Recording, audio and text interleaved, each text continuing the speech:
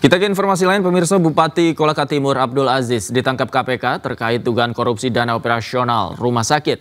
Abdul Aziz tiba di gedung KPK pada Jumat sore. Bupati Kolaka Timur Abdul Aziz ditangkap Komisi Pemberantasan Korupsi pada Kamis malam di Makassar saat mengikuti acara Rakernas Partai Nasdem. Ia tiba di Gedung Merah Putih KPK Jumat sore dan langsung masuk ke dalam gedung.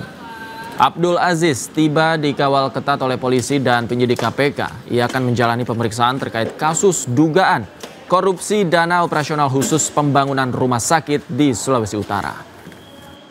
Pak Abdul Aziz, sampaikan, Pak. Komisi Pemberantasan Korupsi menggelar operasi tangkap tangan terhadap Bupati Kolaka Timur Provinsi Sulawesi Tenggara Abdul Aziz. Tim KPK melakukan operasi tangkap tangan atau OTT Bupati Kolaka Timur, Provinsi Sulawesi Tenggara Abdul Aziz. Wakil Ketua KPK Johanis Tanak membenarkan peristiwa yang terjadi di Sulawesi Tenggara. Namun ia belum bisa memaparkan barang bukti yang dikumpulkan oleh penyidik karena proses OTT masih berlangsung kemarin. Sementara Bupati Kolaka Timur Abdul Aziz mengaku kaget setelah mendengar kabar dirinya terjaring operasi tangkap tangan oleh KPK. Kemarin, ia pun membantah adanya penangkapan tersebut. Secara tidak langsung, keluarga, sahabat, banyak yang prihatin. Apakah betul Bupati Kolaka Timur Abdul Aziz ini OTT? Alhamdulillah, hari ini saya ada di samping Kakak Ahmad Sahroni dalam kondisi baik dan siap untuk menghadiri Rakernas 1.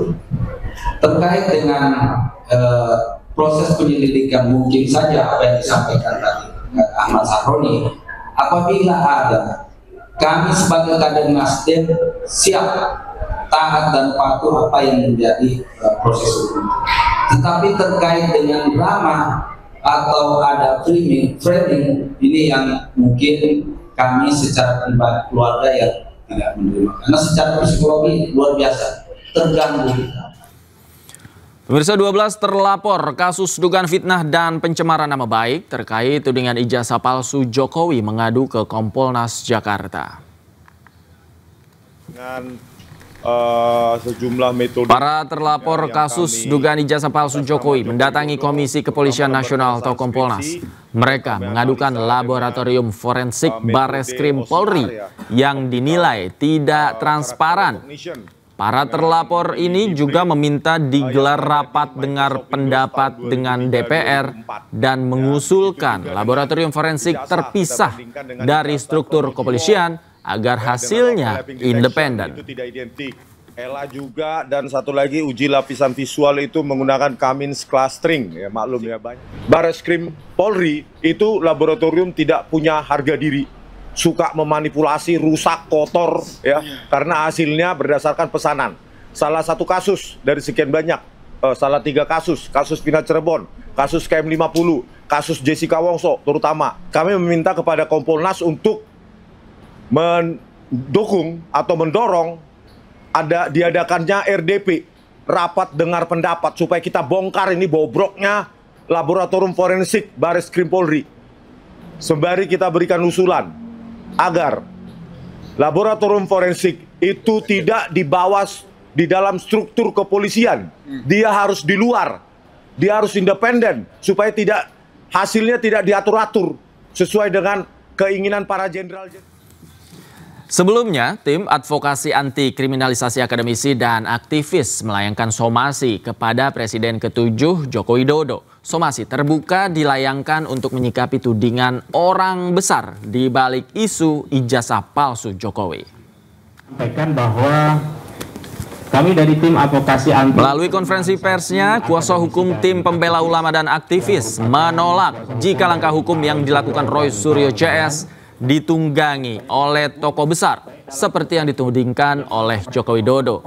Dalam somasinya, TPUA meminta Jokowi untuk mencabut pernyataan ada orang besar di balik tudingan ijazah palsu Jokowi karena pernyataan tersebut dinilai sangat menyakitkan bagi mereka.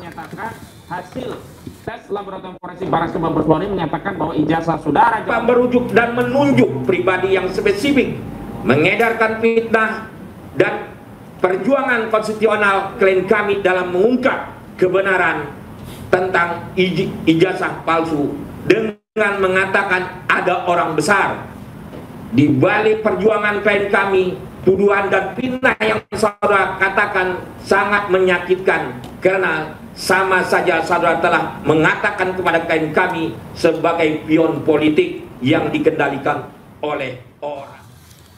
Bersama Mahfud MD, Menteri Koordinator Bidang Politik dan Keamanan 2019-2024 menduga ada yang melindungi Sylvester Matutina, Ketua Umum Solidaritas Merah Putih. Dugaan muncul karena relawan Jokowi itu tak kunjung dieksekusi meskipun kasus fitnah terhadap Yusuf Kalla sudah vonis berkekuatan hukum tetap.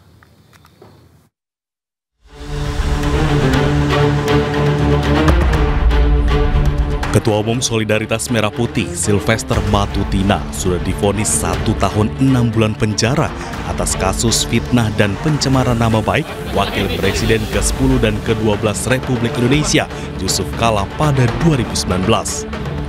Meski demikian, Sylvester tidak juga dieksekusi kejaksaan. Terkait hal tersebut, Menko Polhukam periode 2019-2024 Mahfud MD mengaku heran.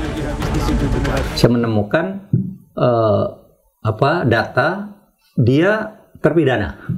Benar Pak ya, terpidana ya? Tertanggal 20 Mei tahun 2019. Terpidana dengan perkara pidana nomor 287. Secara hukum, Sylvester itu harus dieksekusi. Harus dieksekusi? Harus dieksekusi. Saya lihat tadi di televisi. Saya sudah berdamai dengan Pak Yusuf Kalla. Di dalam hukum pidana itu tidak ada perdamaian. Karena musuh orang pelaku tindak pidana itu, musuhnya adalah negara, bukan orang. Maka tidak ada damai di dalam hukum pidana itu. Misalnya katanya Pak Yusuf Kalla sudah memaafkan, tidak bisa, tidak boleh Pak Yusuf Kalla. Atas nama apa dia memaafkan orang yang melakukan tindak pidana? Tidak boleh. Oleh sebab itu, di dalam pidana itu kalau sudah inkrah, orang itu harus dieksekusi. Harus dikejar kemanapun. Nggak boleh takut. Makanya saya agak heran. Divonis tahun 2019. Itu, iya, 2019 Pak. Itu Mei tahun 2019. Saya 4 bulan sebelum saya jadi Menko. Kok sekarang baru muncul bahwa belum dieksekusi? Ada apa nih kejaksaan? Terkait hal tersebut, Kejaksaan Agung RI menegaskan eksekusi harus segera dilakukan tanpa penundaan. Namun secara teknis, eksekusi terhadap Sylvester menjadi kewenangan Kejari Jakarta Selatan. Informasi dari pihak Kejari Jakarta Selatan, hari ini diundang yang bersangkutan. Kalau dia nggak datang, ya silakan aja. Kita harus eksekusi. Kalau nggak salah hari ini. Pastikan aja nanti. Coba tanya nanti ke pihak Kejari Jakarta Selatan. Tapi yang kemarin saya informasi harus segera. Yang sudah inkrah. Kita nggak ada masalah. Oke? Sementara itu, Sylvester menyebut belum mendapat surat perintah eksekusi dari kejaksaan.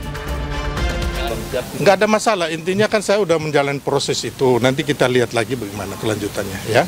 Ya, makasih. Berarti ini langsung ke Kejari Selatan atau? Oh enggak, belum ya. Nanti kita atur dulu. Belum terima surat. Berarti dijadwalkan ulang. Iya. Belum ada suratnya. Ya, oke. Ya, baru narasi kan. Ya, makasih. Oke, cukup. Makasih. Cukup, makasih ya. Sylvester Matutina dilaporkan oleh keluarga Yusuf Kalla ke Bareskrim Polri atas kasus fitnah. Dia menuding masyarakat miskin Indonesia banyak terjadi karena korupsi yang dilakukan keluarga JK, hingga menuding JK mengintervensi Pilkada Jakarta 2017 silam. Tim Liputan iNews melaporkan.